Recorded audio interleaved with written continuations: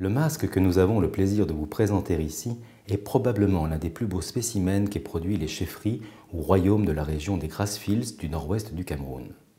Il a vraisemblablement été sculpté dans les ateliers des royaumes de Kom ou d'Oku, dont les arts respectifs s'influencent et se confondent. La région des hauts plateaux des Grassfields a vu émerger un modèle politique et magico-religieux original, fondé sur un partage du pouvoir entre la royauté sacrée et les sociétés initiatiques secrètes, ces confréries résidant elles-mêmes dans l'enceinte du palais.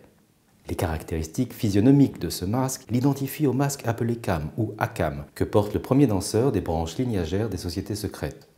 Dans cette région du Cameroun, certains lignages importants du royaume reçoivent des autorités de la sphère initiatique le droit de confectionner leur propre masque et de s'en parer lors des cérémonies rituelles.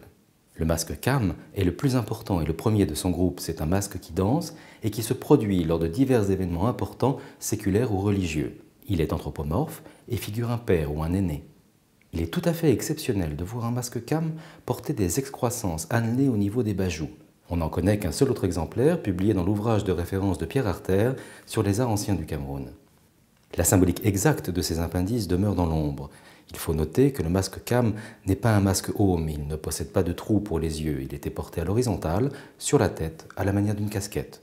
Dans cette position, ces excroissances peuvent s'assimiler visuellement à des cornes animales.